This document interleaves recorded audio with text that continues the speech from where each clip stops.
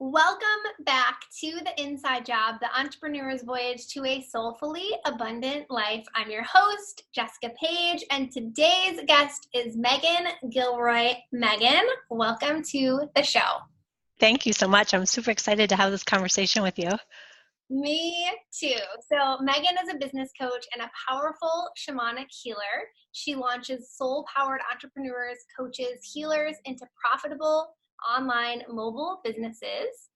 An out-of-control classroom, heartbreak and betrayal drove her to study and eventually co-teach with shaman and international best-selling author of The 4 Agreements, MIguel Ruiz. Meghan combines her intuitive, spiritually minded talents and business know-how to identify how you can share your unique gifts and purpose with the world in a way that changes lives and creates fantastic income. I mean, so much just in your bio. So before we really go into the deep stuff, I have 3 rapid fire questions for you. Okay. First one is, what is your favorite color? Green and purple. Green and purple. All right. So the second question is, what is the most recent favorite book that you've read? I just finished reading Story Brand, so Building Your Story Brand, which is an amazing book about really getting clear on your message and translating that onto your website, into your marketing. And so many people had said to me, like, oh, you must have studied with Donald Miller, and I hadn't. And so it was really interesting to read that and just kind of see the similarities. And my favorite fiction book, which by far blew me away, was City of Girls by Elizabeth Gilbert. And that is just such a good read. I just did not want to put it down. I have to go back to Story Brand. It's so interesting because I use one of his analogies, and I didn't read the book. I went through his online course. Yeah. And it was like where he talks about like a lot of times we're in our own stuff and like what's on the outside. Like if you were a food, like imagine yourself as the food. I think he gives like cereal or something. I always use olives, which seems weird. But like you're the food and like trying to see something, but it's like it's on the label.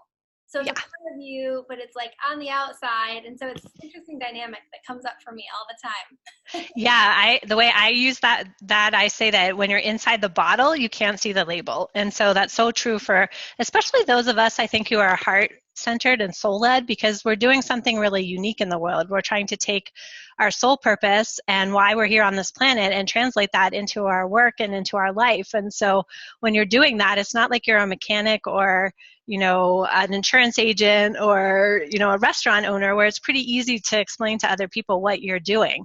And so I think we often have to dig a little deeper to get really clear about our message and how we want to monetize it and how we also want to just create a business that really works with our lifestyle. Mm-hmm. So question number 3. Okay. Go off track with. I'm like, these are not turning into short little questions.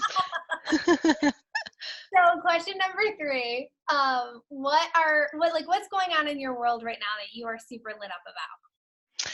Let's see. So my kiddos are going back to school tomorrow. My daughter's going to kindergarten. She's so excited, which is really fun. We've had an awesome summer of just dropping into the enjoyment and the pleasure of having fun. So that's been really amazing.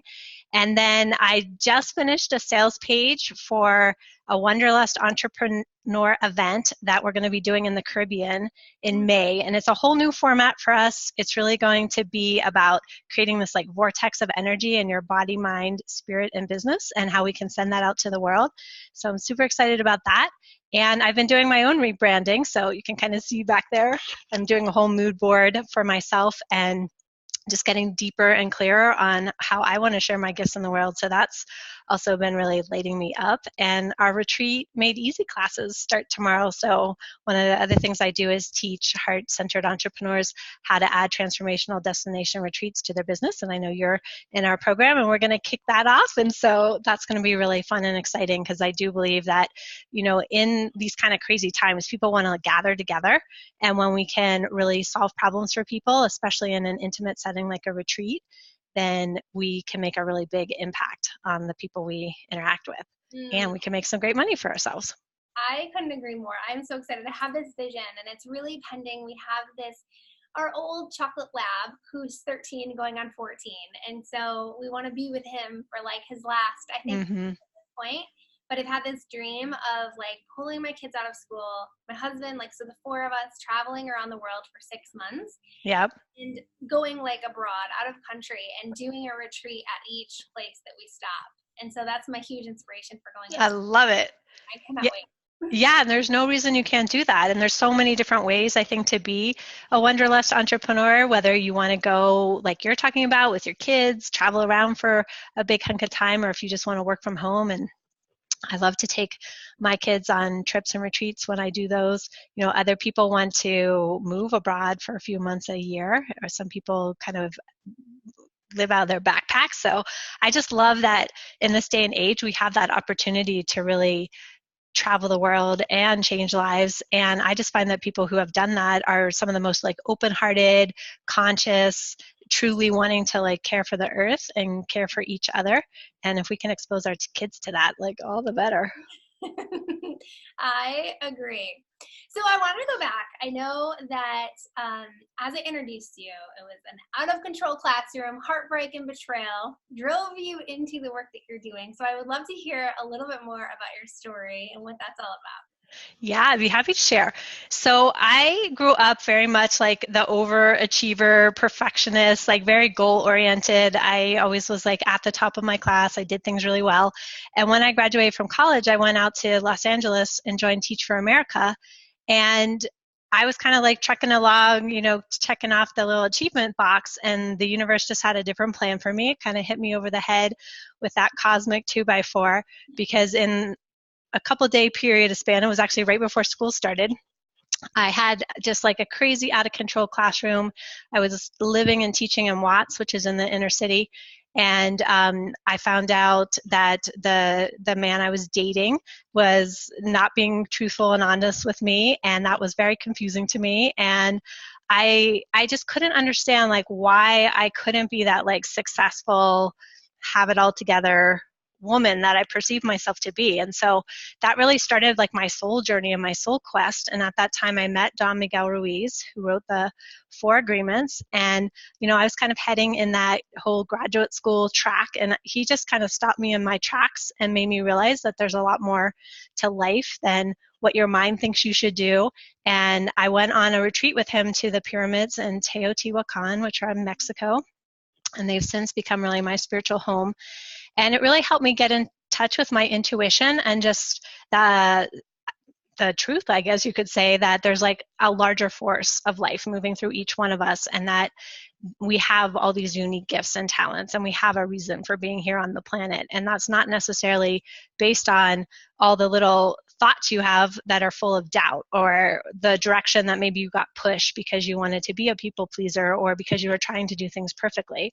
And so my whole little world kind of crumbled, and it was like really the best thing that ever happened to me. And since then, I feel like I've just been on this really grand adventure of like following those like little nudges and soul callings that we all get in life. And they're really pretty easy to ignore.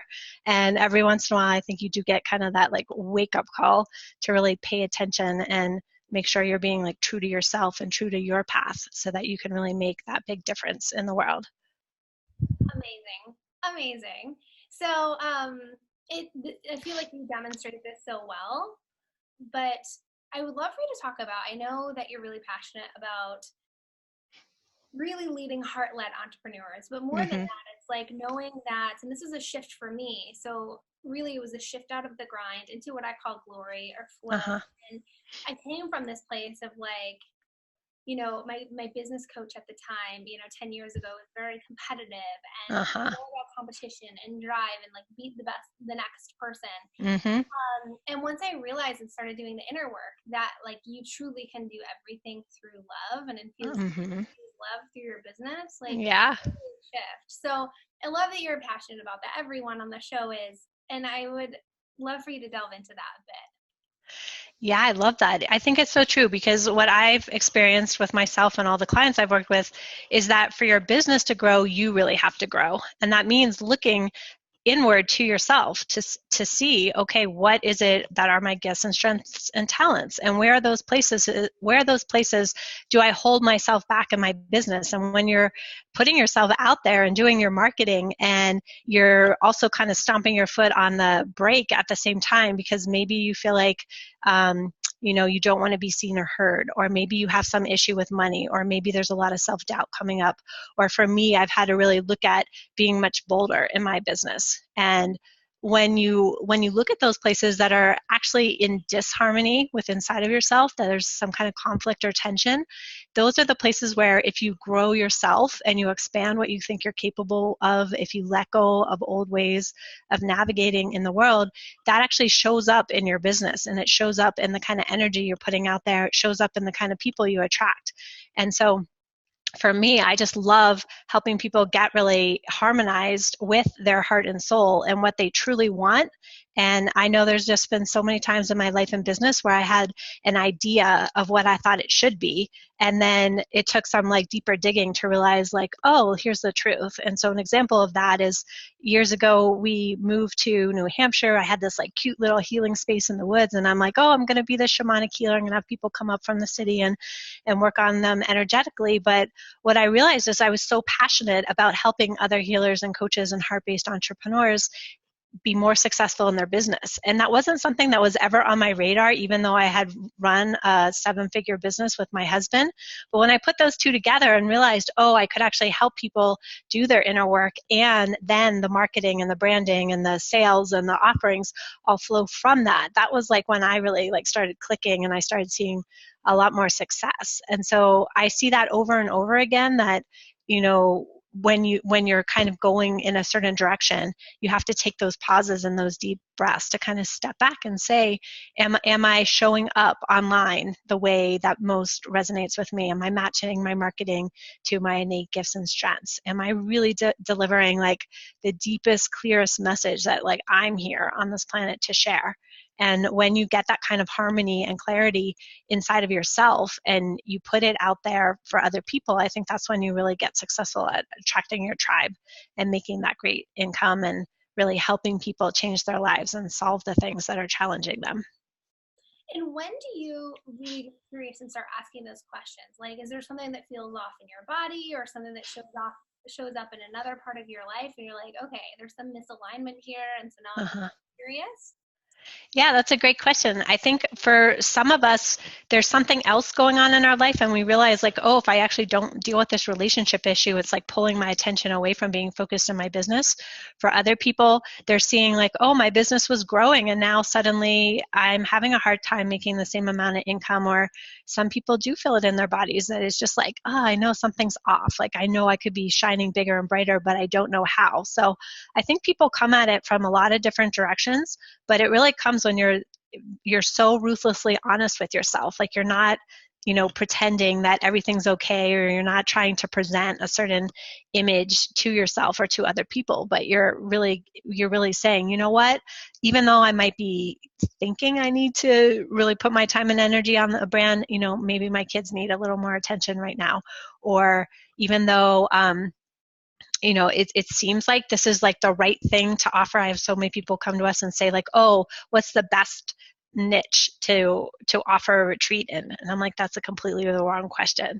You want to have it come from the inside out. You want to look at what are your gifts, what problems are you good at solving, and how can you really be of service to other people, instead of just trying to meet some need that you see in the marketplace. And so when I see people who listen to the places that are out of harmony, but also keep tracking the places that feel right and feel in harmony, it's kind of this dance that you do that really keeps you on that path towards getting more momentum in your business and more success and just more transformation in yourself and in your clients.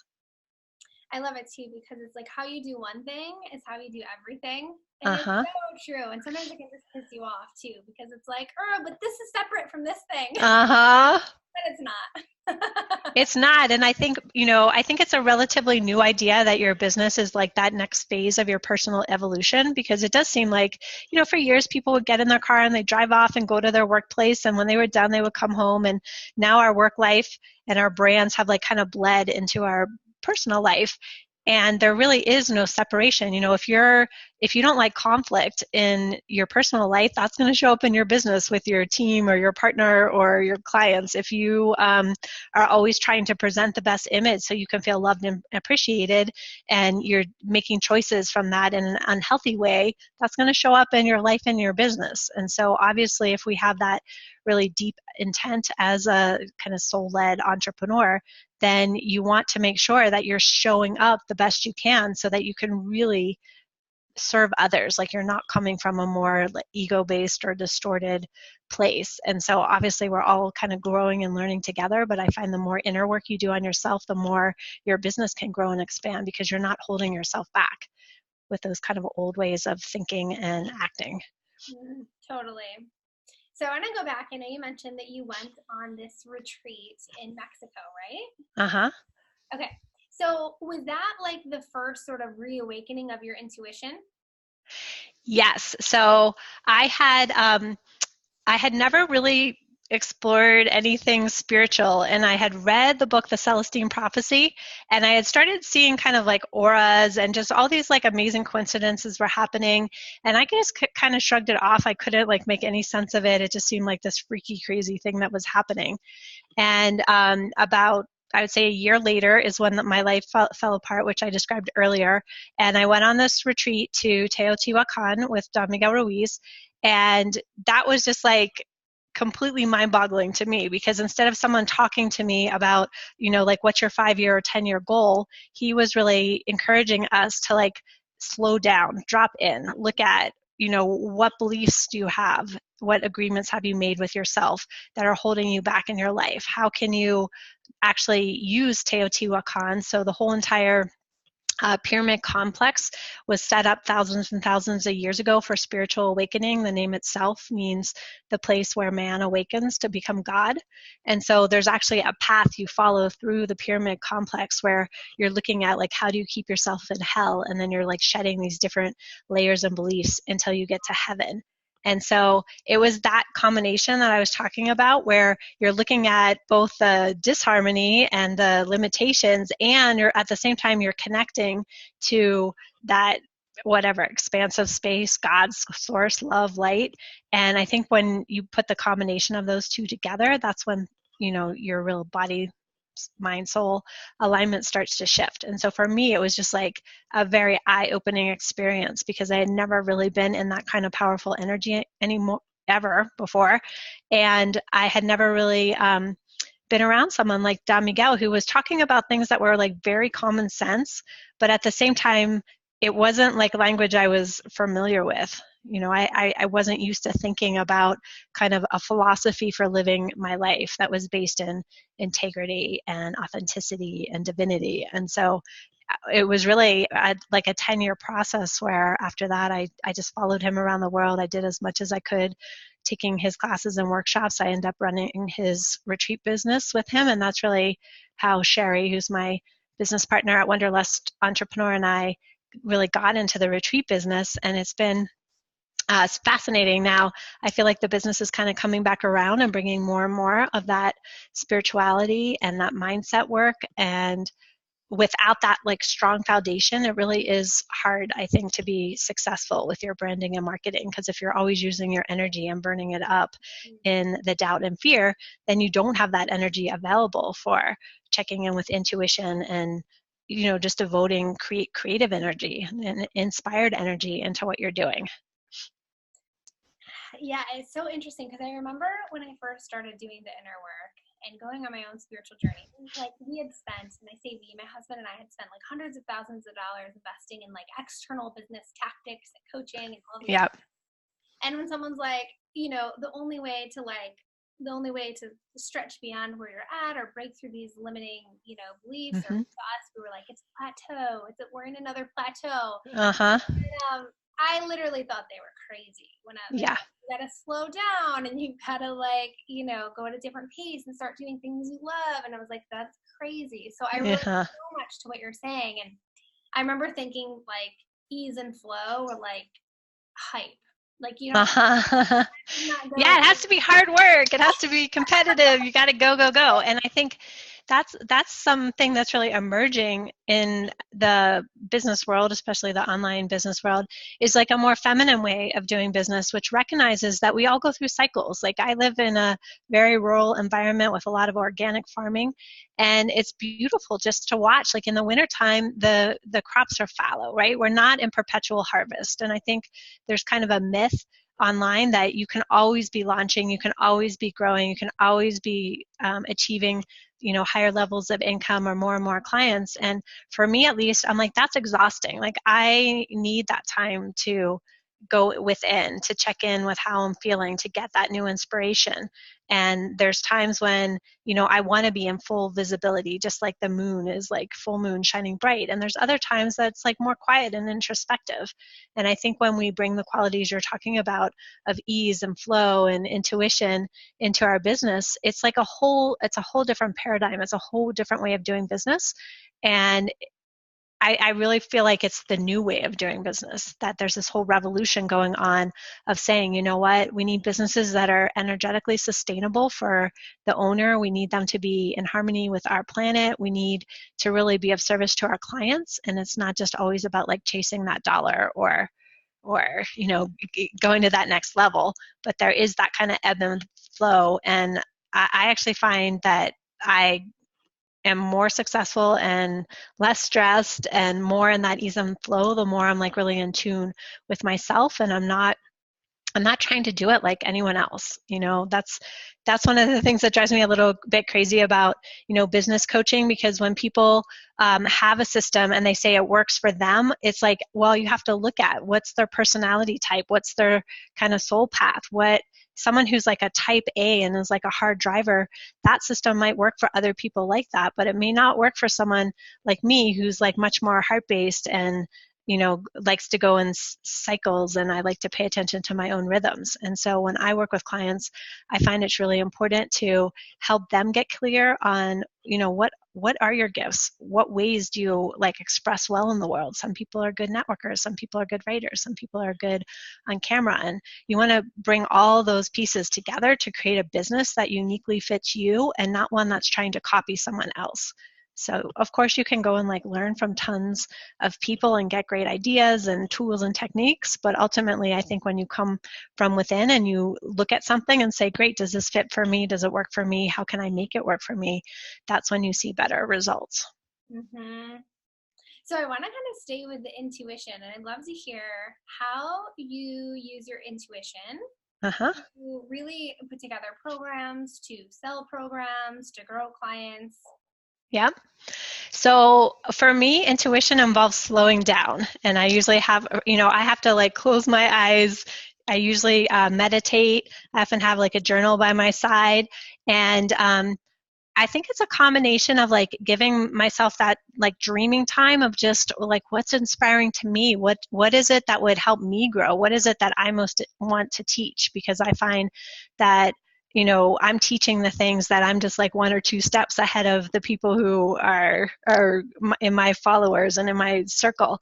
I also just kind of listen for if I have a good idea, and like I wait and watch and notice, like, are other people talking about this? Is this something my clients seem interested in? And that kind of gives me that confirmation and that validation. And then I just listen to that like internal warning system. Like if I'm thinking about something or I'm creating something and I'm really feeling that open, expansive, flowing feeling, that's like my green light sign. But if I get that more contracted, like, I'm not sure feeling, that's usually my like slow down or no, this isn't right, or stop feeling. And I think over the years, more and more, instead of just like launching something or making a decision, I do take that pause to go within and kind of check in. And sometimes I can't really explain why what I'm deciding or what my intuition is telling me it doesn't make sense, right? It's not logical. It's not coming from your head. Yeah. And so sometimes there's times that's so frustrating because you're like, okay, why is this a no? It sounds like the perfect yes. But the more I've watched following my intuition and seeing the results, and then also when the times I didn't listen to my intuition and like the disasters that created, I think it's enabled me to like trust myself more. And if you keep honing in on that guidance system, I really think it makes a huge difference in your business. It's kind of like your secret weapon and your secret tool. And if you compare that kind of more intuitive spiritual side with your more practical strategic side, that's when, I love that infinity loop symbol. It's my favorite symbol. That's really when you're like using the best of both worlds, and you're using all of you to create a really smart business that also allows for like the magic and the synchronicities and like the connections. And for me, I like will consult, like I make it a practice to try to consult like my divine guidance more than fear, because of course whenever you're doing something, you will hear those voices in your head that just say like, oh, you can't do it, or how is this ever going to work? And to kind of say thank you so much, I like appreciate that. I know you're trying to protect me, but I want to shift my attention over here to that deeper, wiser part of myself that wants to guide me in a way that might be surprising or might not immediately make sense, but in hindsight you get to see the validation and go like, oh yeah, thank you for listening. It's so true. You do really like learn to. It's like you build your confidence muscle by trusting yourself, which is such a beautiful process. All right, I know we're getting close on our time, but I do have one more question for you. Okay. I'm curious what your spiritual practice is, whether it's like on a day-to-day basis or like there's things that I do to tune up once a week or once a month. Yep.